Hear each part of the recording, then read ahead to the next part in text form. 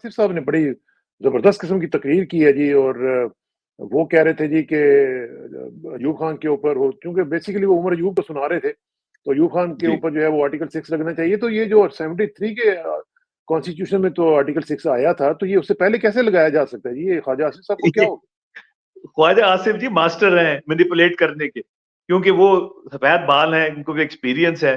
He manipulates all the information data to foster his point of view. तो उन्होंने लेकिन कहा दो ये तो बड़ी बड़ी बेसिक सी बात थी। ये तो बड़ी बेसिक बिल्कुल सी बात है कि भई आर्टिकल 6 तो आया ही उसमें 73 के बिल्कुल कॉन्स्टिट्यूशन में है। 56 तो अयूब खान को आप आर्टिकल 58 के मार्शल पे लगा रहे हैं।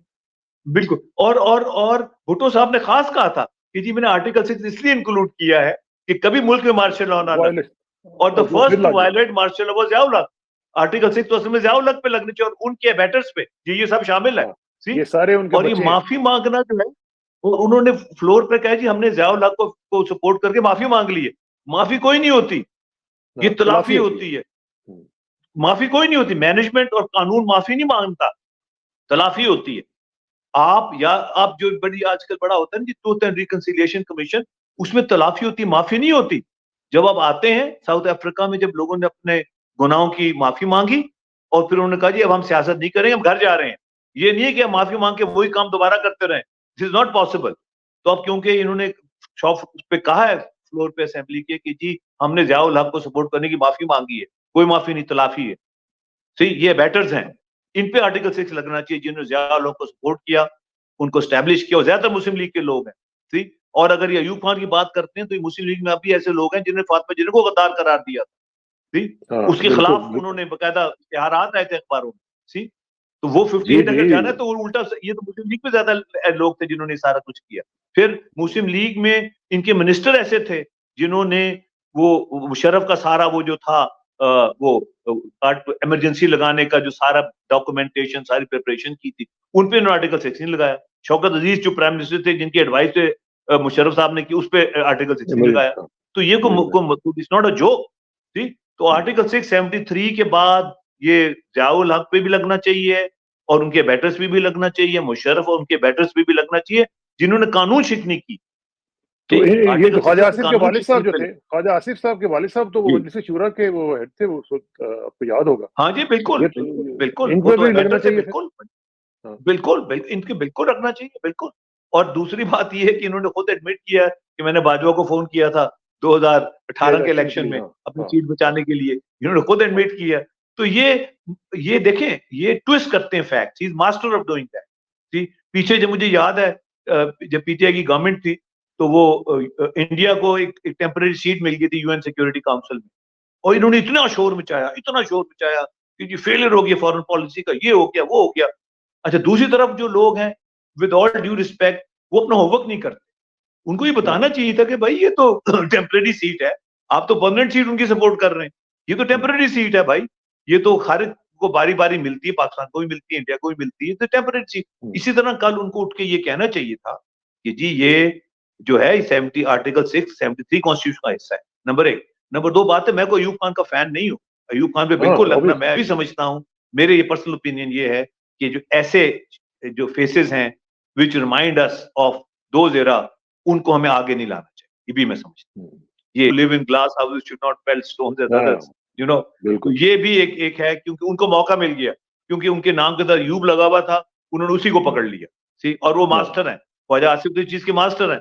73 आइन की कोई वक़्त ही नहीं है, 73 आइन की कोई डिस्कशन ही नहीं है। हालांकि कुछ भी आर्टिकल नहीं है। 6 खास भुट्टो साहब ने बहुत हाईलाइट किया था आर्टिकल 6 कि जब मार्शल लॉ नहीं लगेगा पाकिस्तान में, मैंने आर्टिकल 6 डाल दिया है।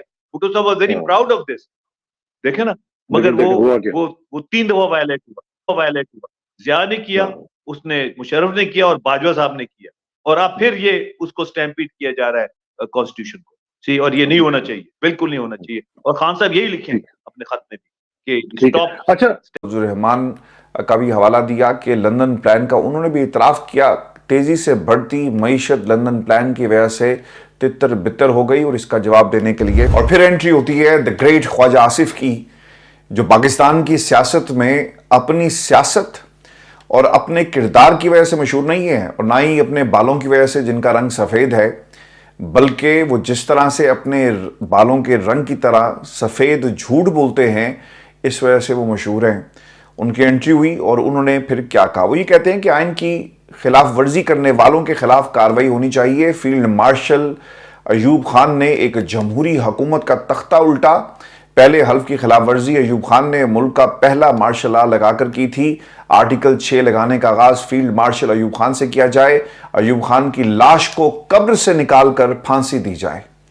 جب جنرل پرویز مشرف صاحب کے حوالے سے یہ فیصلہ دیا گیا کہ انہیں گھسیٹا جائے اور ان کو سر عام جو ہے پھانسی دی جائے، سیٹھ وقار صاحب کا فیصلہ آیا، تو اس وقت بھی پاکستان مسلم لیگ نون نے کافی زیادہ اس پر تنقید بھی کی، اور پھر لوگوں نے کچھ اس کے جو نون لیگ کے اپنے لوگ تھے اس میں یہ شامل تھے کہ یہ فیصلہ بالکل درست ہے۔ لیکن ویورز، آج ایک ایسے فرد کو جو اس دنیا میں نہیں ہے اسے قبر میں سے نکال کر آپ احتساب کی بات کرتے ہیں، لیکن اس وقت کہاں جاتی ہے آپ کی یہ جمہوری غیرت جب آپ جرنیلوں کے ساتھ ڈیل کرتے ہیں، ان کا اعلی کار بنتے ہیں، ان کی گود میں جا کر بیٹھ جاتے ہیں، اور پھر کوئی اگر یہ کہے نا کہ پاکستان میں اسٹیبلشمنٹ جو ہے وہ بری ہے، سیاستدان برا ہے جو مدد مانگتا ہے، جسے اپنی طاقت پر بھروسہ نہیں ہوتا، کرتوت ہوں گے تو بھروسہ ہوگا نا، کرتوتوں کی بنیاد کے اوپر آپ کو ووٹ پڑتا ہے، آپ عوام کے ساتھ کھڑے ہوں، پاکستان کی عوام آپ کے ساتھ کھڑی ہوگی، پھر جب انہیں احساس ہوتا ہے نا تو پھر آپ کو نواز شریف پاکستان کے سیاسی منظرنامے پر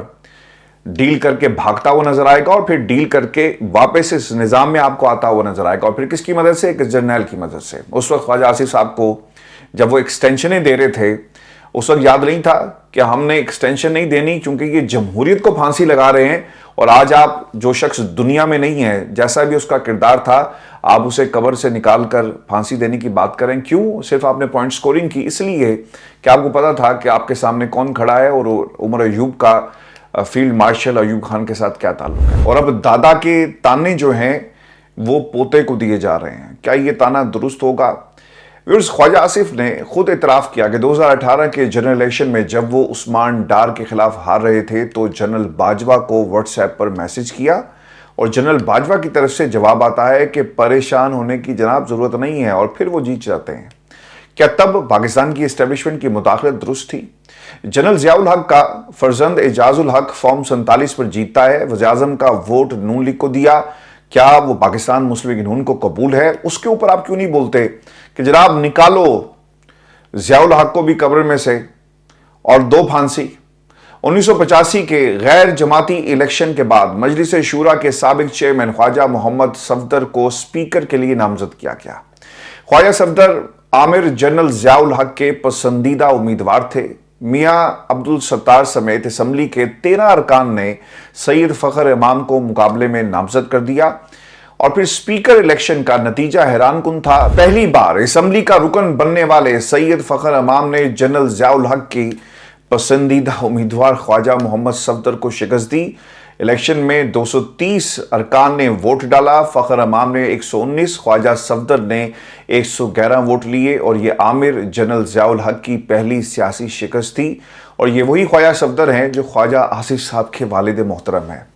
اب خواجہ محمد صفدر بعد میں محمد خان جنیجو کے وزیر خوراک بن گئے، اور پھر ویورز، کیا ضیاء الحق کا فیورٹ امیدوار ہونا درست عمل تھا؟ خواجہ صاحب پورا سچ بولے نا قوم کے ساتھ۔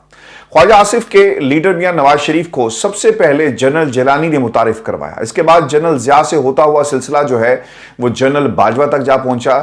ہر بار جرنیلوں سے ڈیل کر کے باہر گئے اور پھر واپس بھی آئے۔ کیا یہ درست عمل تھا؟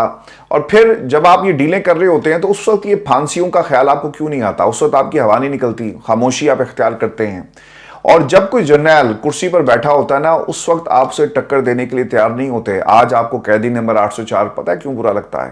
وہ پاکستان کی اسٹیبلشمنٹ سے مطالبہ کر رہا ہے معافی کا، وہ مطالبہ کر رہا ہے کہ وہ حقائق بتائے جائیں جو 9 مئی کے حوالے سے ہمارے خلاف موجود ہیں، اور وہ کیا محرکات تھے کہ سی سی ٹی وی فوٹیجز کو آپ نے غائب کر دیا۔ وہ سوال کر رہا ہے اس نظام کے ٹھیکیداروں سے کہ اگر میرے خلاف ثبوت ہیں تو لاؤ، دو سزا۔ اور اس وقت خواجہ آصف صاحب جو ہیں بولتے نہیں ہیں، کیونکہ ان کی پسند کی جمہوریت ہے شاید وہ خطرے میں پڑ جاتی ہے۔ سیاستدان ویورز نا اس پورے کھیل کے اندر ذمہ دار ہیں۔ جب آپ پاکستان کی عوام پر بھروسہ نہیں کریں گے اور عوامی مینڈیٹ کے ساتھ نہیں جائیں گے اور کچھ لوگوں کے ساتھ چلے جائیں گے تو پھر حالات جمہوریت کے ایسے ہی ہوں گے، اور جب آپ سہارے تلاش کریں گے، ووٹ کو عزت دو کا نعرہ لگا کر آپ جو ہے وہ کسی اور کو عزت دینے لگ جائیں گے، تو پھر پاکستان کی عوام بھی آپ کو رد کرے گی، اور پھر سیاستدان ہی وجہ بنتے ہیں۔ آج عمران خان کے ساتھ پاکستان کی عوام کیوں کھڑی ہے؟ یہ سوال ہر اس پاکستانی کے لیے ہے جو یہ سمجھتا ہے کہ اس ملک کے اندر جمہوریت کا استحصال ہو رہا ہے، جمہوریت کو پھانسی پر آپ لوگوں نے لٹکا دیا، اور اسی نظام میں عمران خان جو ہے وہ فاتح بن کر کیوں نکلا؟ کیونکہ اس نے ڈیل نہیں کی، نہ مذاکرات اپنے لیے کر رہا ہے، وہ پاکستان کی عوام کے لیے مذاکرات کر رہا ہے، اسی لیے پاکستان کی عوام جو ہے نا اس کے اوپر بلیو کرتی ہے۔ یہی وجہ ہے کہ یہ شاید جو کریڈٹ ہے وہ کسی اور لیڈر کو نہیں ملے گا، سیاستدانوں کو نہیں ملے گا۔ یہ سیاستدان لیڈر بننے کی کوشش تو کریں گے لیکن یہ لیڈر بن نہیں سکیں گے۔ اور پھر آپ کو یہ بھی خبر دے دیں کہ پاکستان تحریک انصاف سے بلے کا نشان پرماننٹ چھیننے کا بندوبست